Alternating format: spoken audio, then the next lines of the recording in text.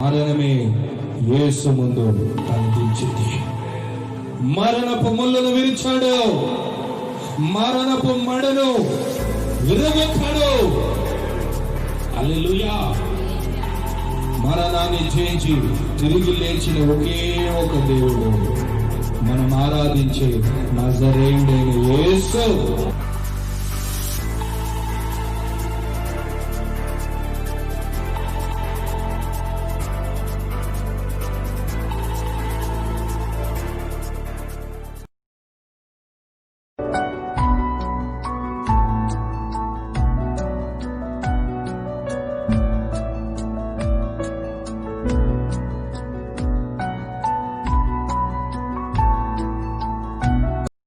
రక్షకుడైన యేసు నామములో మీ అందరికీ నా శుభములు. సమయంలో మనమందరం కలిసి ఈ పరిశుద్ధ దినమున పరిశుద్ధ ఆరాధన దేవునితో ఆయన ఆరాధిస్తామా?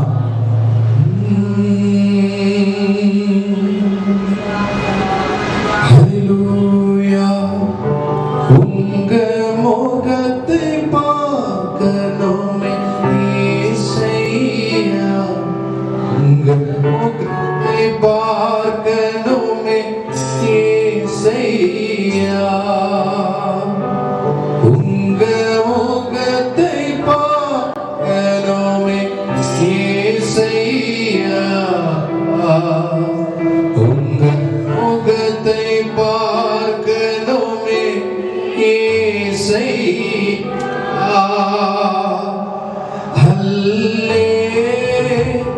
హల్లెలూయా,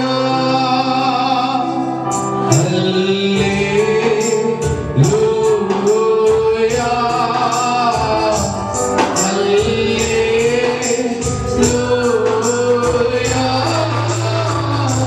హల్లెలూయా. Once again, hallelujah,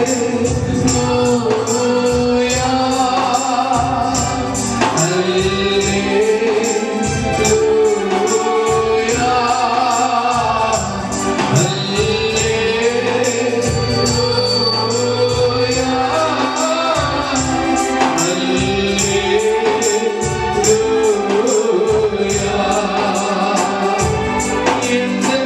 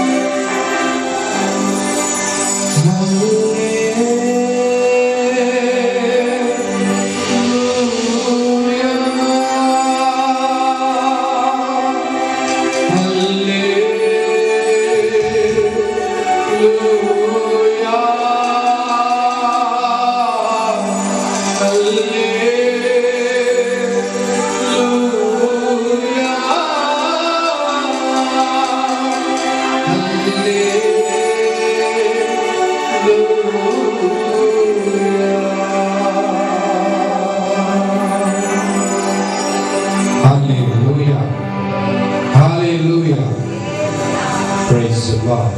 Amen. దేవుని పరిశుద్ధ నామానికి మహిమయు ఘనతయు కలుగును గాక. మరొకసారి greetings to all in the name of our Lord and saviour Jesus Christ. ప్రభువైన యేసుక్రీస్తు నామంలో కూడి వచ్చిన మీ అందరికీ, సంఘస్థులకి, ఈ కార్యక్రమాన్ని వీక్షిస్తున్న ప్రేక్షకులకు నా హృదయపూర్వకమైన వందనాలు. అదర్ విక్టర్ మినిస్ట్రీ తరఫున మిమ్మల్ని అందరినీ ప్రేమతో ఈ పరిశుద్ధ ఆరాధనలో స్వాగతం పలుకుతున్నాం. ఆమె ఈ సమయంలో, ఈ ప్రాముఖ్యమైన సమయంలో దేవుని వాక్యాన్ని మనం వినబోతున్నాం. కాబట్టి దయచేసి మనమందరము దేవుని వాక్యాన్ని గమనిస్తాం. ప్రభు మనతో మాట్లాడబోయే మాటను ఆలకిస్తాం. ఎందుకంటే బైబిల్ సెలవిస్తున్నది, మత్తయి సువార్త 4:4 మనిషి రొట్టె వలనే కాదు, దేవుడి నోటి నుండి వచ్చే ప్రతి మాట మూలంగా బ్రతుకుతాడు. ఆయన వాక్యమే జీవమై ఉన్నది. హల్లెలూయా. కాబట్టి ఈ సమయంలో దేవుని వాక్యాన్ని మనం ధ్యానిస్తాం. ఒక చక్కటి మాట నాకు గుర్తొస్తుంది. 2 తిమోతి పత్రిక 2:9 దైవజనుడైన పౌలు తన తిమోతికి రాస్తున్న పత్రికలో, తన ఆత్మీయ కుమారుడు తిమోతికి రాస్తున్న 2 పత్రిక 2:9 ఒక చక్కటి మాట రాయబడింది. అది ఏంటంటే, దేవుని బిడ్డలారా, మనం బంధింపబడిన దేవుని వాక్యం ఎన్నడూ బంధింపబడదు. హల్లెలూయా. ఈ ప్రపంచమంతా బంధింపబడిన, మనమంతా బంధింపబడిన దేవుని వాక్యం ఎందరూ బంధింపబడదు.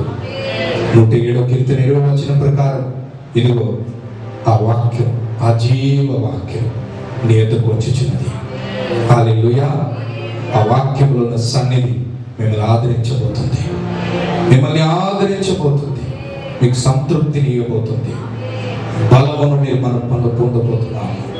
దేవుని వాక్యం, హల్లెలూయా, మనకు స్వస్థతను కలుగ చేరబోతుంది.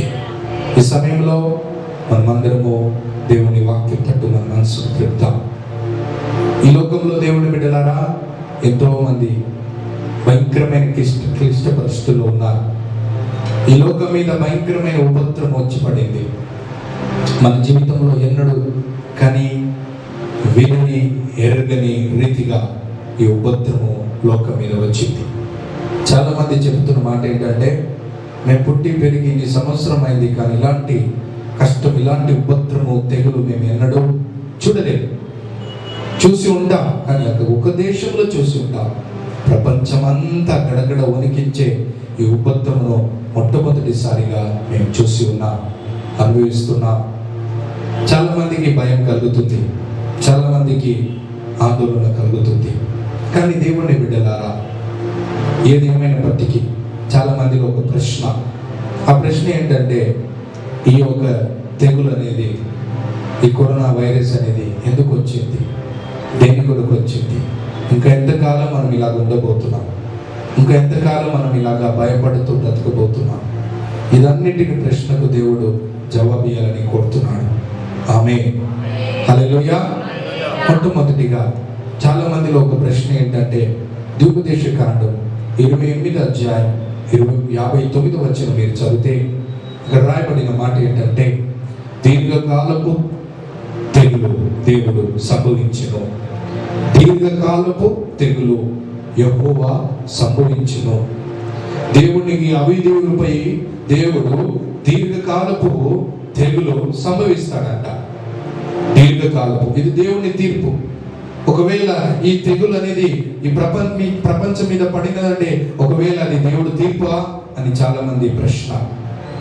ఇంకొక వైపు యోబు గ్రంథం 2:6-7-8 మీరు చదివితే, ఒకవేళ ఇది సాతాను దాడియా, ప్రపంచం మీద సాతాను దాడి చేశాడా అని ప్రశ్న. మొట్టమొదటిగా ద్విపదేశకాండం 28:29 ఇది దేవుని యొక్క తీర్పా? ఎందుకంటే ఈ దీర్ఘకాలపు తెగులు దేవుని తీర్పా, లేకపోతే యోబు గ్రంథం 2:6-7-8 ప్రకారము ఇది సాతాను మనపై పెట్టే దాడియా, ప్రపంచం మీద తీసుకువచ్చే దాడియా? ఎందుకంటే 1 పేతురు పత్రిక 5:8 బైబిల్ సెలవిస్తున్నది, సాతాను గర్జించు సింహం వలె. రెండవదిగా ఇది సాతాను తీసుకువచ్చే దాడియా? మూడవదిగా ఇది మనుషులు పండించే కుట్రగా? అలాంటి రకరకాల ప్రశ్నలతో ఆందోళన చెందుతూ భయముతో వణుకుచున్నారు ఈ లోకం. ఇలాంటి ప్రశ్నల మధ్యలో దేవుడు బిడ్డలు కూడా కలహము చెందుచున్నది. దేవునికి స్తోత్రం.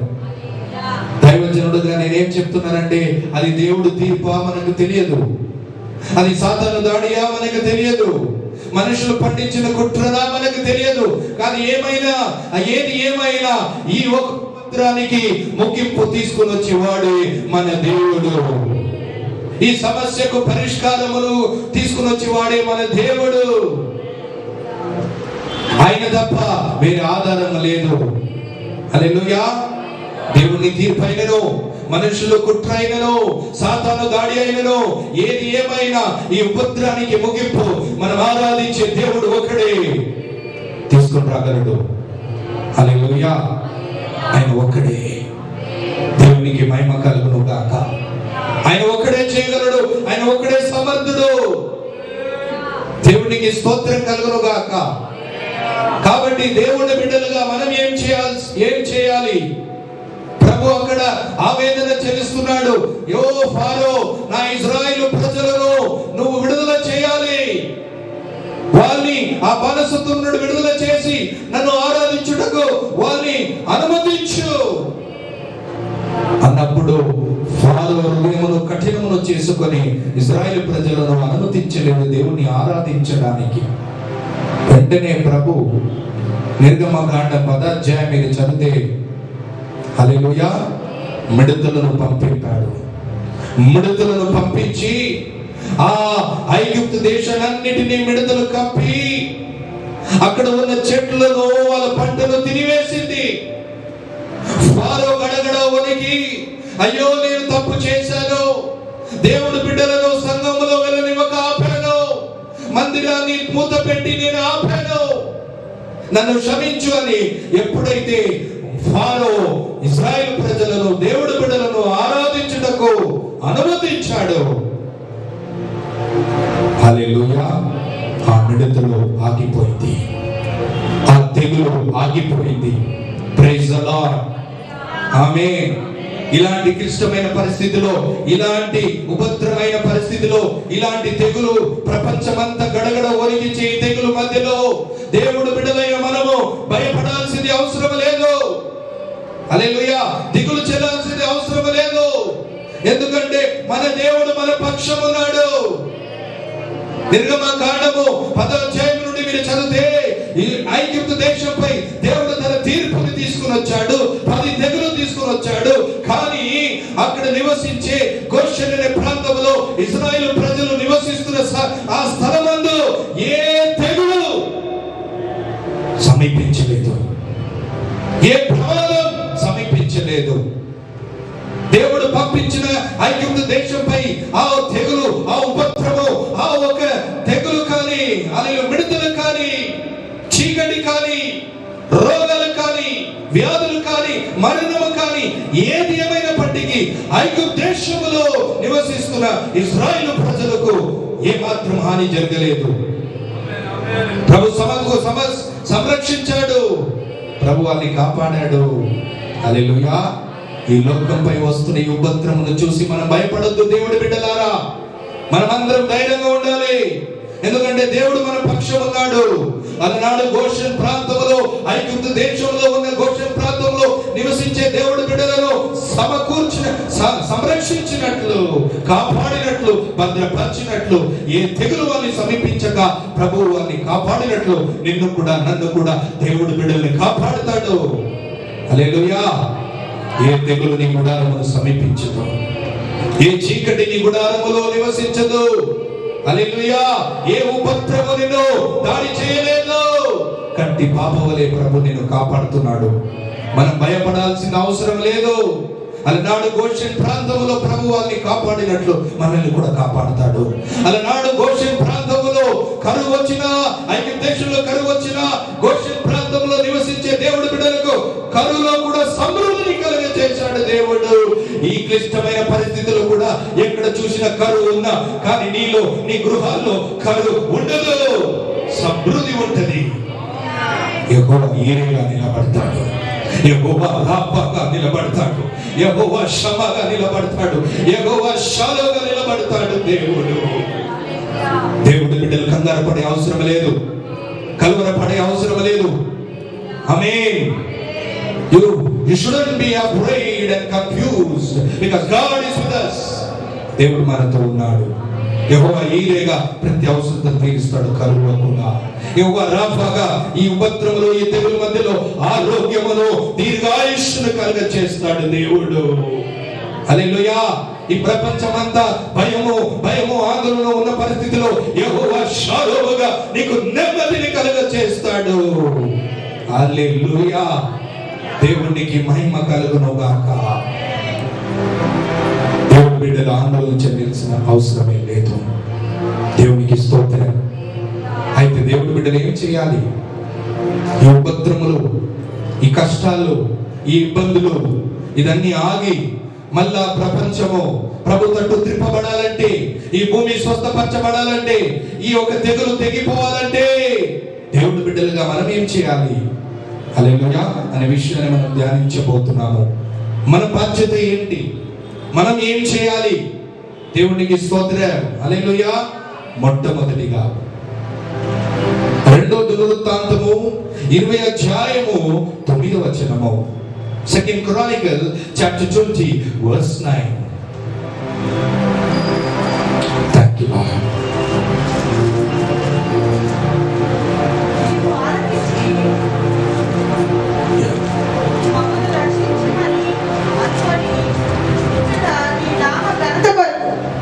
ఈ పరిశుద్ధ స్థలమును కట్టించిరి. ఈ పరిశుద్ధ స్థలమును కట్టించిరి. నీ పేరు 8వ వచనము 9వ వచనం. వారు అందులో నివాసము చేసి కీడైనను యుద్ధమైనను తీర్పైనను తెగులైనను కరువైనను మా మీదికి వచ్చినప్పుడు మేము ఈ దినము ఈ మందిరము ఎదుట నీ ఎదుటను నిలువబడి మా శ్రమలలో నీకు మొరపెట్టిన నీవు ఆలకించి మమ్మల్ని రక్షించదువని అనుకొని ఇచ్చట నీ నామఘనత కొరకు ఈ పరిశుద్ధ స్థలము కట్టించిరి. హల్లెలూయా చెప్పండి. వాక్యంలో ఏం రాయబడినదంటే సొలొమోను రాజు మందిరాన్ని కట్టించున్నాడు. దేవుని కొరకుగా సువర్ణ మందిరాన్ని కట్టినాడు. సౌందర్యమైన మందిరాన్ని కట్టాడు. మందిరాన్ని కట్టి ఏమంటున్నాడు తెలుసా? ప్రభువా, ఈ మందిరం ఏ పాటిది? మహాకాశము కూడా నిన్ను తట్టుకోలేదు ప్రభువా. It cannot contain you. కానీ ఈ మందిరం ఎందుకు కట్టాము? నువ్వు ఇక్కడ ఉండడానికి కాదు ప్రభువా. ఆకాశం నా కిరీటం, భూమి నా పాదపీఠం అని పలికినావు. ఎంత గొప్ప దేవుడు. మేము కట్టిన ఈ చిన్న మందిరాలను నివసించేవారు ఏ పాటిది? కానీ ఎందుకు కట్టామంటే ఈ లోకం మీద మా మీద ఉపద్రములు వచ్చినప్పుడు, కష్టాలు వచ్చినప్పుడు, కీడు కలిగినప్పుడు, కరువు వచ్చినప్పుడు, ఆమేన్, ఆ సమయంలో మేము నీ మందిరములో నీ ఎదుట నిలబడినప్పుడు హల్లెలూయా ఈ తెగులు నుండి మాకు విడుదల ఇయ్యండి ప్రభువా. చెప్పండి ఆమేన్. ఈ ఉపద్రవం నుండి మాకు నెమ్మదిని కలుగచేయండి ప్రభువా అని సొలొమోను ప్రార్థన చేస్తున్నాడు. దేవుడు బిడ్డలు చేయాల్సింది ఏంటి? ఇలాంటి ఉపద్రవం భూమి మీద వచ్చినప్పుడు, ఇలాంటి కష్టాలు భూమి మీద సంభవించినప్పుడు, ఇలాంటి తెగులు దాడి చేస్తున్నప్పుడు, దేవుడు తీర్పులు వస్తున్నప్పుడు, దేవుడు బిడ్డలు మనము చేయాల్సిన కర్తవ్యము పని ఏంటంటే ఆయన మందిరములో ఆయన ముందు మనం నిలబడాలి. ఆయన మందిరంలో మనం నిలబడాలి. ఆయన సన్నిధిలో మనం చేరాలి. ఎందుకంటే యెహోవా కనుదృష్టి ఈ స్థలంపై ఉన్నది. ఈ స్థలమందు చేయబడుతున్న ప్రతి ప్రార్థనకు ఆయన చెవు ఆలకిస్తున్నది. దేవునికి స్తోత్రం. దేవుడి బిడ్డలు చేయాల్సింది మందిరములో వచ్చి మోకాళ్ళు ఆయన ముందు నిలబడాలి. అప్పుడు ప్రభు కనికరిస్తాడు. చెప్పండి ఆమేన్. దేవునికి మహిమ కలుగును గాక. కనికరిస్తాడు. ఆయన మందిరంలో పరిగెత్తుకొని రావాలి. అందుకే అపవాది సాతానుకు తెలుసు, ఏది మూతి వేసినా మూతి వేయకపోయినా సంఘాన్ని మనం మూతి వేస్తే మనం జయించగలము. చెప్పండి ఆమేన్. దేవుని కృపను బట్టి హల్లెలూయా సంఘం తెరవబడింది. సంఘం మూతివేయబడిన సంఘం 3 నెలల్లో దేవుడు అద్భుత రీతిగా ఆయన మహాకృప చెప్పున సంఘాన్ని తెరిచాడు. దేవుడు బిడ్డలందరూ మనం వచ్చున్నాము, మనం అందరం ఆయన ముందు నిలబడబోతున్నాము. మందిరంలో నిలబడాలి. చెప్పండి ఆమేన్. మందిరంలో నిలబడినప్పుడు ఆయన కను దృష్టి మనపై వస్తుంది, ఆయన కనికరం మనపై వస్తుంది, ఆయన జాలి మనపై కలుగుతుంది, ఆయన దయ మనపై కలుగుతుంది. చాలా మంది నన్ను అడిగినారు, బ్రదర్ ఎందుకు లైవ్ చేస్తే లైవ్ చేయండి. ఆమేన్. 3 నెలలు సంఘం మూతపడింది, అందుకే లైవ్ చేసినాం. ఇప్పుడు సంఘం తెరవబడింది, దేవునికి స్తోత్రం. ఇప్పుడు లైవ్ లేదు. హల్లెలూయా. సంఘంలో రావాలి. లైవ్ ఎందుకు చేసినాము? ఎందుకంటే ఎవరు బయటికి రాని పరిస్థితి. రోమీయులకు రాసిన పత్రిక 13వ అధ్యాయం 1వ వచనము, ప్రభుత్వం ఇచ్చే ఆదేశాన్ని మనం పాటించాలి దేవుడి బిడ్డలుగా, దాన్ని ఉల్లంఘించొద్దు.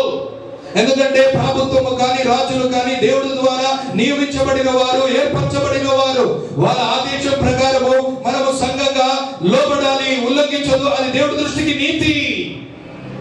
కనుకనే మనం లైవ్ చేసినాము. ఇప్పుడు ప్రభుత్వం ఆదేశం ప్రకారము సంఘం తెరవబడింది అని చెప్పినప్పుడు మనం ఇంకా ఎట్లా ఇంట్లో ఉండగలము?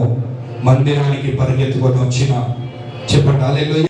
దూర ప్రాంతంలో ఉన్న వారికి, మన సంఘానికి రాలేని పరిస్థితుల్లో ఉన్న వారికి, వేరే రాష్ట్రాల్లో, వేరే దేశాల్లో, వేరే ఖండాల్లో ఉన్నవారు ఇక్కడ రాలేరు. కాబట్టి అటువంటి వారికి మనము ప్రత్యక్ష ప్రసారము చేయొచ్చు. కానీ దేవుడి బిడ్డలైన మనం సంఘానికి రావాలనే ఉద్దేశంతోనే, సంఘానికి వస్తేనే దేవుడు కనికరం చూపిస్తాడు, ఈ తెగులుకు ముగింపు తీసుకొని వస్తాడు. మందిరములో హల్లెలూయా మనం నిలబడితే దేవుడు కనికరిస్తాడు, ఈ తెగులు గద్దిస్తాడు. దేవునికి స్తోత్రం. హల్లెలూయా. చెప్పండి ఆమేన్. అందుకే ఒక చిన్న ఉదాహరణ చెప్తాను నేను మీకు. ఒక సిస్టర్ ఉన్నది. ఆ సిస్టర్ వాళ్ళ భర్త దుబాయ్లో ఉన్నాడు కాబట్టి వీడియో కాలింగ్ చేస్తుంది. చూడాలి కదా, చూసి మాట్లాడుకోవాలి, లైవ్ ఆన్లైన్. ఇప్పుడు అదే భర్త ఇంటికి వచ్చేసాడు. ఇంటికి వచ్చిన తర్వాత కూడా మనం వీడియో కాల్ చేస్తామా? చెప్పండి ఆమేన్. ఇంటికి వచ్చిన తర్వాత కూడా వీడియో కాల్ చేస్తే ఉన్న భర్త కూడా వెళ్ళిపోతాడు. అదే జరుగుతుంది ఇప్పుడు. ఆమేన్. సంఘం తెరవబడిన తర్వాత కూడా హల్లెలూయా మనం లైవ్ చేస్తే హల్లెలూయా దేవుడు ఉన్నాడు, ఇంకా ఆయనని లైవ్ లోనే ఆరాధిస్తున్నాం. నో, దుబాయ్ నుండి భర్త వచ్చేసినట్లు దేవుడు కూడా వచ్చేసినాడు. హల్లెలూయా. ఇప్పుడు దేవుని లైవ్ లో కాదు, నిజంగా మనం దేవుని ఆరాధించబోతున్నాము. చెప్పండి ఆమేన్. మందిరములో కనబడాలి, ఆయన సన్నిధిలో రావాలి, పరిగెత్తుకొని రావాలి, ఆయన సన్నిధిలో మోకరిల్లాలి. దేవుడు మనపై జాలి దయ చూపిస్తాడు. రెండవదిగా సంఘం ఏం చేయాలి? దేవుని మందిరంలో కనబడాలి, దేవుని మందిరంలో నిలబడాలి. ఆమేన్. రెండవదిగా సంఘం ఏం చేయాలి? సంఘము ప్రార్థించాలి. ఏం చేయాలమ్మా? సంఘము ప్రార్థించాలి. ప్రార్థన అనే బలిపీఠం కట్టాలి. దేవునికి స్తోత్రం. ఐగుప్తు దేశములో తెగులు వచ్చినప్పుడు, ఉపద్రవములు వచ్చినప్పుడు, నానా విధమైన దేవుని తీర్పుతో ఇబ్బంది పడుతున్నప్పుడు ఫారోతో ఉన్న జనాంగము దేవుడి దగ్గర మొరపెడుతున్నారు, ప్రయత్నం చేస్తున్నారు, కానీ దేనికి పరిష్కారం వస్తలేదు. ఏదేదో ప్రయత్నం చేస్తున్నారు, ఈ తెగులు పోవాలని, ఈ తెగులు మారాలి, ఆగాలి అని ఏదేదో ప్రయత్నం చేస్తుండగా ప్రతి ప్రయత్నంలో విఫలము. ప్రార్థిస్తున్నా కూడా విఫలమే. ఏ స్పందన లేదు, మార్పు లేదు, ఇంకా పరిస్థితి తారుమారైపోతుంది. అప్పుడు వాళ్ళు గుర్తించారు, ఈ సమస్యకు పరిష్కారము కేవలము హల్లెలూయా దేవుడు బిడ్డలే. దేవుడు బిడ్డలు, మోషే లాంటి దేవుడి బిడ్డలు మొదలుపెడితేనే ఈ తెగులు ఆగుతుంది. వాళ్ళు వెళ్ళి బతిమిలాడారు. ఫారో సగా జనాంగము, ఓ మోషే, నువ్వు ప్రార్థిస్తే దేవుడు వింటాడయ్యా, నువ్వు ప్రార్థిస్తేనే దేవుడు వింటాడు. మేము ఎంత మొదలు పెడుతున్నాం, ఎంత ట్రై చేస్తున్నాము, ఈ యొక్క తెగులుకి వ్యాక్సిన్ ట్రై చేస్తున్నాము, ఏదైనా చేస్తున్నాం, అన్ని విఫలమైతుంది. కానీ ఒకటి గుర్తించారు వాళ్ళు, ఈ సమస్యకు పరిష్కారము, ఈ తెగులుకి ముగింపు ఒకటే ఒకటే ఒకటే, మోషే ప్రార్థన, దేవుడి బిడ్డల ప్రార్థన. హల్లెలూయా. మోషే ప్రార్థించినప్పుడు దేవుడు తెగులు ఆపాడు. ఐగుప్తు నుండి తెగులు తొలగించాడు. దేవుడి బిడ్డలు మన ప్రార్థనే ఈ లోకంలో వచ్చిన ఉపద్రానికి పరిష్కారం. చాలా మంది అంటారు వ్యాక్సిన్ ఎప్పుడు వస్తుంది, వ్యాక్సిన్ ఎప్పుడు వస్తుంది. వ్యాక్సిన్ కాదు, దేవుడి బిడ్డల ప్రార్థనే పరిష్కారం. 2 దినవృత్తాంతం 7:14 నా పేరు పెట్టబడిన నా ప్రజలు తను తాను తగ్గించుకొని నా ముఖమును వెతికి ప్రార్థించిన యెడల నేను వాళ్ళ పాపమును క్షమించి వాళ్ళ భూమిని స్వస్థపరుస్తాడు. దేవునికి స్తోత్రం. భూమిని స్వస్థపరుస్తాడు. మన ప్రార్థన మన దేశాన్ని స్వస్థపరుస్తుంది. మన ప్రార్థనే దేశానికి పరిష్కారం. సంఘ ప్రార్థన, మోషే లాంటి సంఘంగా మనం మారాలి. ప్రభువా కనికరించు. హల్లెలూయా. ప్రార్థించాలి. దేవునికి స్తోత్రం కలుగును గాక. మోషేలాగా ప్రార్థించాలి. మనం దేవుడి సన్నిధిలో గోజాడాలి. నిట్టూర్పుతో ఒక పావురము స్వత్వం వలె మూలుగులతో ప్రభువా కనికరించు, ప్రభువా కనికరించు. దేవుడు ఎవరు ప్రార్థన వింటాడో తెలియదు, కానీ సంఘ ప్రార్థన విన్న వెంటనే స్పందనిచ్చేవాడు దేవుడు. సంఘ ప్రార్థన బలమైనది. సంఘం ప్రార్థిస్తే దేవుడు కనికరం చూపిస్తాడు, అద్భుతాలు చేస్తాడు, మహత్కార్యాలు చేస్తాడు. ప్రార్థన అంటే ఏంటి? నిన్న నేను ప్రేయర్ చేస్తే నేను అన్నాను, what is prayer lord? Prayer అంటే ఏంటి ప్రభు అన్నాడు, ప్రార్థన అంటే మీరు నన్ను ఆహ్వానిస్తున్నారు పరిస్థితిలో. హల్లెలూయా. Prayer means you are intervening God in your situation. ప్రార్థన అంటే నీ పరిస్థితిలో దేవుని ఆహ్వానిస్తున్నావు. అదే ప్రార్థన. నీ కుటుంబ పరిస్థితిలో ప్రార్థన చేయి, నీ కుటుంబంలో దేవుడు వస్తాడు. నీ పరిస్థితిలో ప్రార్థన చేయి, దేవుడు నీ పరిస్థితిలో వస్తాడు. నీ బలహీనత లేదు, ప్రార్థన చేయి, నీ బలహీనతలో దేవుడు బలంగా వస్తాడు. హల్లెలూయా. మనం ప్రార్థించినప్పుడు దేవుడు వస్తాడు. కాడు నిలిచివేయను. హల్లెలూయా. దేవునికి మహిమ కలుగును కాక. మనం ప్రార్థిస్తే పరిష్కారం కలుగుతుంది. మూడవదిగా మనం ఏం చేయాలి? అందుకే మీరు చూడండి, అబ్రహాము ప్రార్థన, చెప్పండి ఆమె. లోతు కుటుంబాన్ని వాళ్ళ నీతిని బట్టి కాదు, వాళ్ళ భయభక్తిని బట్టి కాదు, వాళ్ళ ప్రార్థనని బట్టి కాదు. హల్లెలూయా. దేవుడు అబ్రహాము ప్రార్థనను బట్టి సొదొమ గొమొర్రాపై వచ్చే తీర్పు నుండి దేవుడు వాళ్ళని విడిపించాడు. చెప్పండి ఆమె. మన ప్రార్థన అబ్రహాము లాంటి సంఘంగా మనం విజ్ఞాపన చేసేవారుగా లేవాలి. We should arise like Abraham.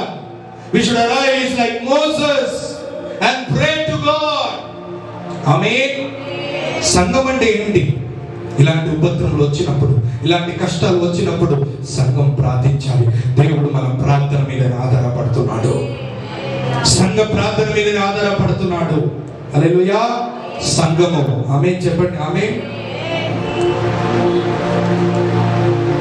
We coming to church is not important. మనమే సంఘం. మనం సంఘం వచ్చేది కాదు, మనమే సంఘం అయి ఉన్నాం. హల్లెలూయా చెప్పండి. దేవునికి స్తోత్రం. సంఘం రావాలి, సంఘం కూడుకోవాలి.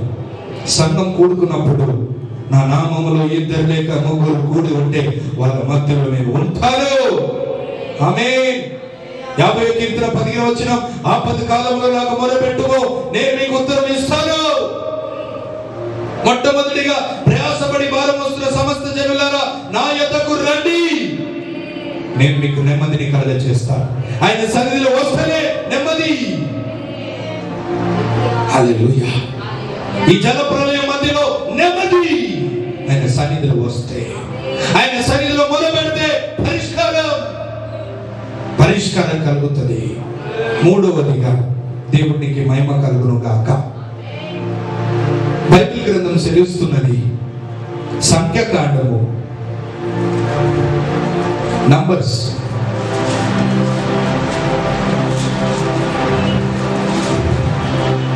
21వ అధ్యాయము 6వ వచనం నుండి మీరు చదివితే, దేవుడు విషపూర్వకమైన సర్పములను పంపించి సనిగే ఇజ్రాయేలుని కాటివేస్తుండగా వాళ్ళందరూ చనిపోతున్నారు. అప్పుడు ప్రజలందరూ మోషే ఎద్దకు వచ్చి, మోషే, ఇదిగో మేము పాపము చేసి ఉన్నాము, దేవుడికి విరోధంగా నీకు విరోధంగా మమ్మల్ని క్షమించు, ప్రార్థించు, ఈ విషపూర్వకమైన సర్పములు తీసివేయమని ప్రార్థించు. అప్పుడు దేవుడు మోషేతో అన్నాడు, ఏమన్నాడు చూడండి, 8వ వచనము. ప్రార్థన చేయగా, మోషే ప్రజల కొరకు ప్రార్థన చేయగా, యెహోవా నీవు తాపకరమైన సర్పము వంటి, యెహోవా మోషేతో అంటున్నాడు, తాపకరమైన సర్పము వంటి ప్రతిమను చేయించి స్తంభం మీద పెట్టుము. అప్పుడు కడవబడిన ప్రతివాడు దాని వైపు చూసి బ్రతుకునని మోషేను సెలవిచ్చెను. హల్లెలూయా. ఇత్తడి సర్పమును చేసి ఆ స్తంభం మీద నువ్వు పెట్టుము. మోషే, కట్టివేయబడిన వారందరూ ఆ సర్పమును చూసినప్పుడు, ఆ ఇత్తడి స్తంభం మీద ఉన్న సర్పమును చూసినప్పుడు వాళ్ళందరూ బ్రతుకును, వాళ్ళందరూ బాగు చేయబడను. అందరు కాటివేయబడ్డారు. ఆ రోజు విషపూర్వకమైన సర్పం, ఈ రోజులో కరోనా వైరస్ కాటివేస్తుంది చాలా మందిని, బాధింపబడిన వారు. ఆమేన్. వీళ్ళందరూ ఏం చేయాలి? మనం ఏం చేయాలి? దేవుని తట్టు చూడాలి. హల్లెలూయా. చెప్పండి ఆమేన్. ప్రభు ఏమన్నాడు? ఈ ఇత్తడి సర్పముతో చేయబడిన ఆ స్తంభం మీద వేలాడుతున్న ఆ సర్పమును చూసినప్పుడు కాటివేయబడిన వారు మీరందరూ బాగుపడతారు, స్వస్థత పొందుతారు. దేనికి సాదృశ్యం? ఆ స్తంభంలో వేలాడుతున్న ఇత్తడి సర్పం దేనికి సాదృశ్యం? యోహాను సువార్త 3వ అధ్యాయము హల్లెలూయా 3వ అధ్యాయము చూడండి. దేవునికి స్తోత్రం కలుగును గాక. హల్లెలూయా. 3వ అధ్యాయము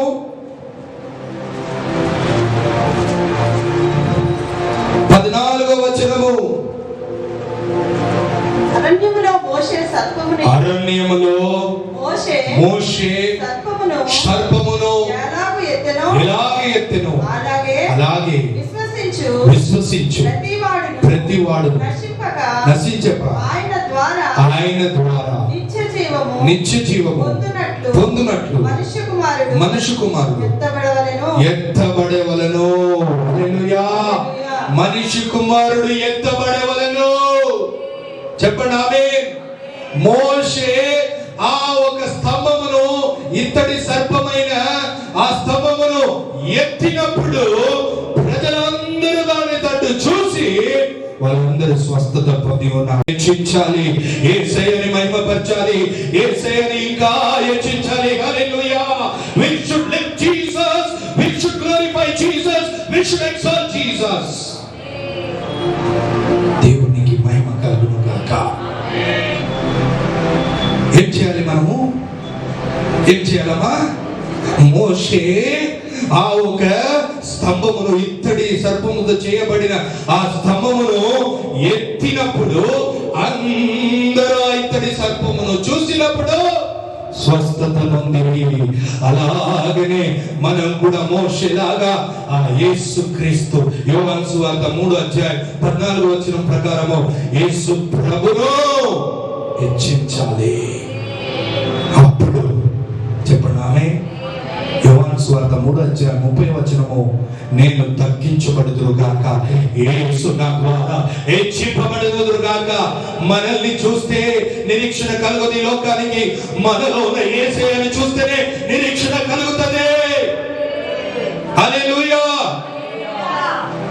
మనల్ని చూస్తే వారికి భయం కనబడుతుంది, మనల్ని చూస్తే వారికి అపనమ్మకం కనబడుతుంది, మనల్ని చూస్తే చింత సనుగుట విసుగుట కనబడుతుంది. కానీ మనలో యేసయ్య హెచ్చించబడితే వారికి నిరీక్షణ కనబడుతుంది, వారికి స్వస్థత కనబడుతుంది, వారికి రక్షణ కనబడుతుంది. దేవునికి స్తోత్రం కలుగును గాక.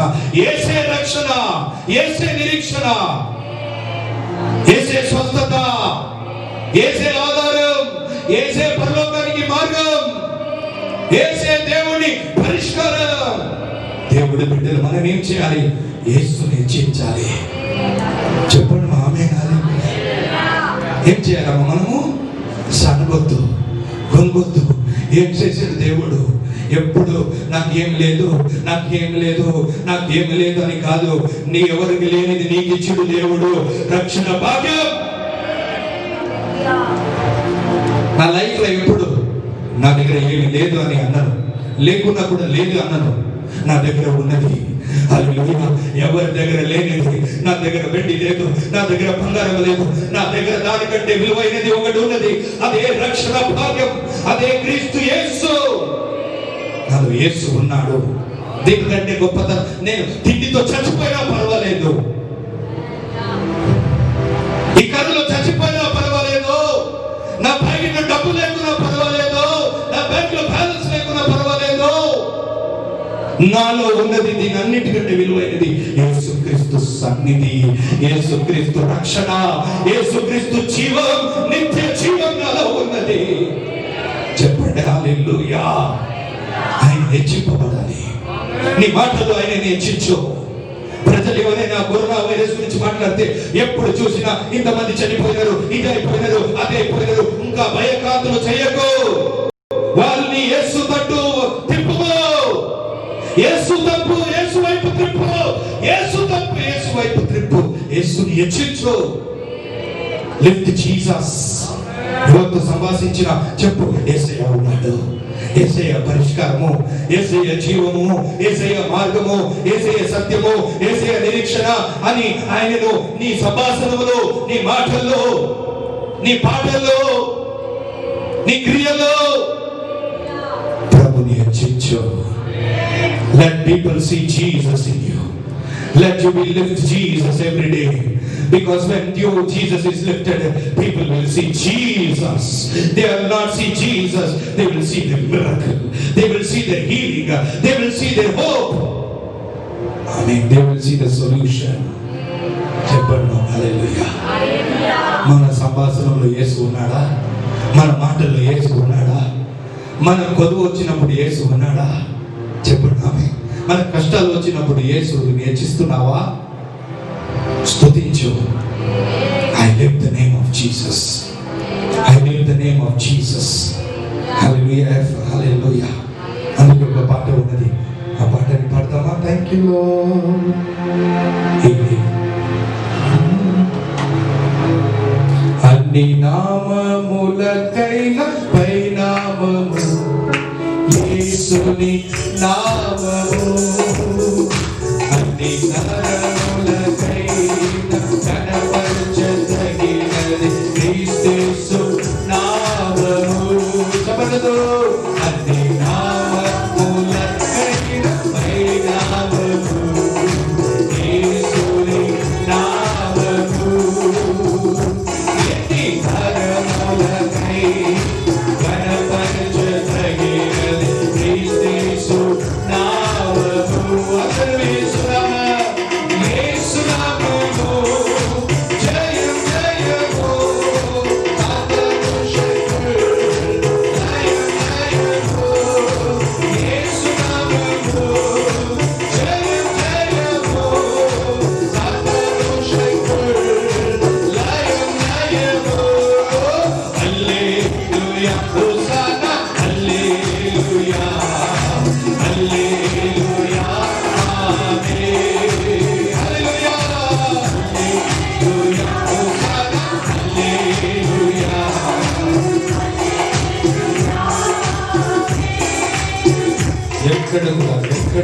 ఎక్కడ కూడా యేసయ్య నీ జీవితంలో తగ్గకూడదు.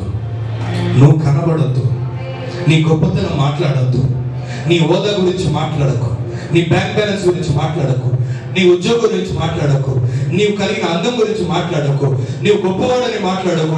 యేసయ్య ఎంత గొప్పవాడని మాట్లాడు, యేసయ్య ఎంత గొప్ప దేవుడని మాట్లాడు, యేసయ్య ఎంత మంచివాడని మాట్లాడు. ప్రజలు వింటుండగా, ప్రజలు చూస్తుండగా వాళ్ళకి నిరీక్షణ కలుగుతుంది, విశ్వాసం కలుగుతుంది, సమస్యకు పరిష్కారము కలుగుతుంది ఈ లోకానికి. అప్పుడు ప్రతి మోకాలు యేసయ్య ముందు వంగుతుంది, ప్రతి నాలుక యేసయ్య దేవుడని పలుకుతుంది, ఉజ్జీవం కలుగుతుంది. దేవుడు బిడ్డలు చేయాల్సింది ఏమిటమ్మా చెప్పండి? ఆయన సన్నిధిలో కనబడాలి, ఆమేన్. ఆయన సన్నిధిలో నిలబడాలి, ఆయన సన్నిధిలో ప్రార్థించాలి, ఆయన సన్నిధిలో ఆయన నామాన్ని హెచ్చించాలి. చెప్పండి ఆమేన్. అప్పుడు దేవుడు మహత్కార్యాలు మనం చూస్తాం, గొప్ప ఉజ్జీవంలో అడుగు పెడతాం. చెప్పండి ఆమేన్. ఈ శ్రమలు అల్పకాలమే, కొద్ది కాలమే. హల్లెలూయా.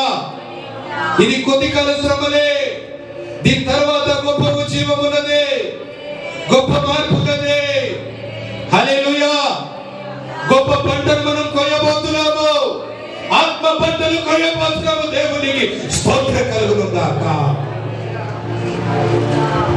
దేవుడితో నేను ఒక ప్రార్థన చేశాను, ప్రభువా నేను ఎంతకాలం బతుకుతాను నాకు తెలియదు, కానీ నేను ఈ భూమి మీద కన్ను మూసినప్పుడు, నీ ముందు నేను నిలబడినప్పుడు, 100 కోటి ఆత్మలు నీ ముందు నేను తీసుకొని రావాలి ప్రభువా. హల్లెలూయా. ఎంత ఆత్మలు? 1 billion soul. I don't want $1 billion. I want 1 billion souls. Amen. అప్పుడే నేను కన్ను ముయ్యాలి ప్రభువా, ఒక ఆత్మ పంటని కొయ్యాలి ప్రభువా. ఆమె అటువంటి తీర్మానముతో, అటువంటి దర్శనముతో దేవుడి బిడ్డలుగా, కాపరిగా, సంఘస్థులుగా, పరిచర్యగా మన ముందుకు వెళ్ళాలి. చెప్పండి ఆమె. ప్రభు కొరకు ఆత్మను ఆదాయపరచాలి, ఈ ప్రపంచాన్ని యేసు తట్టు త్రిప్పేవారుగా మారాలి. దేవుడి వాక్యం దీవించును గాక. దేవుడి వాక్యం వెనుకడికి నూతనంగా ఫలించును గాక. ప్రార్థన చేస్తాం. అందరి కళ్ళు మూయండి. పరిశుద్ధుడా, ఈ పరిశుద్ధ రోజున, ఈ ఆశీర్వదించబడిన రోజున ప్రభువా, సంఘంగా మేమందరం కూడి నిన్ను ఆరాధించుటకు మరి ఒకసారి మాకు అవకాశం ఇచ్చాం, మీకు వందనాలు. ఈ ఉదయకాల సమయంలో మేమందరం నీ వర్తమానం విన్నాం, ఆరాధనలో మీరు మహిమ పొందారు, ఈ వాక్యం ప్రజలు విన్నారు తండ్రి. అయ్యా ప్రభువా, మీకు స్తోత్రములు తండ్రి. మేము బంధింపబడినాం, వాక్యం వినడు బంధింపబడదనా ప్రభువా. ఈ వాక్యం ద్వారా నీ ప్రజల్ని దర్శిస్తున్నావు, ఈ వాక్యములో దైవ సన్నిధి ఆదరణ నీ ప్రజలు పొందుతున్నందుకు స్తోత్ర. ధైర్యము బలమును పొందవచ్చినందుకు స్తోత్రములు తండ్రి. దేవుడి బిడ్డలుగా ప్రభావం మేము ఏం చేయాలి, సంఘం ఏం చేయాలి? ఇలాంటి క్లిష్టమైన పరిస్థితుల్లో, ఉపద్రవంలో, తెగులు సంభవించినప్పుడు ఈ ప్రపంచంలో దేవుడి బిడ్డలుగా మేము ఏం చేయాలని మాతో నేర్పించాలి. మీకు వందనాలు. మొట్టమొదటిగా 2 దినవృత్తాంతం 20:9 నీ మందిరములో నీ ఎదుట మేము నిలబడాలి ప్రభా. అప్పుడు నువ్వు కనికరం చూపిస్తావు. నీ పేరు, రెండవదిగా నీ పేరు పెట్టబడిన ప్రజలు నీ సన్నిధిలో మొరపెట్టినప్పుడు నీ భూమిని స్వస్థపరుస్తావు ప్రభా. మేము నీ సన్నిధిలో ప్రార్థించాలని నేర్పించావు తండ్రి. మూడవదిగా మోషే అత్తడి స్తంభమును ఎత్తినప్పుడు ప్రభా, ప్రజలు దాన్ని చూసినప్పుడు స్వస్థత పొందినప్పుడు, అదే విధంగా యోహాను సువార్త 3:14 వచ్చిన ప్రకారం మేము కూడా యేసుక్రీస్తుని మా జీవితములో నాటికి హెచ్చించుదురుగాక. మనం యేసుని చూసి రక్షణ పొందుదురుగాక, పరిష్కారం పొందుదురుగాక, విడుదల పొందుదురుగాక. ఈ వాక్యం 200గా ఫలించింది. ఈ కార్యక్రమాన్ని వీక్షిస్తున్న ప్రతి వారిని కూడా ప్రభా ఆశీర్వదించండి, స్వస్థపరచండి, విడుదల దయచేయండి. వీళ్ళ వాక్యం వాళ్ళ జీవితంలో 200గా ఫలింపచేయమని సంఘాన్ని, సంఘస్థులను, పరిచర్యను, ఈ కార్యక్రమం వీక్షిస్తున్న ప్రతి వారిని పేరు పేరున నిండుగా దీవించి ఆశీర్వదించమని యేసు అతి పరిశుద్ధ నామములో అడిగి వేడుకొంచున్నాము తండ్రి. ఆమేన్. దేవుడు దీవించును గాక. ఆమేన్.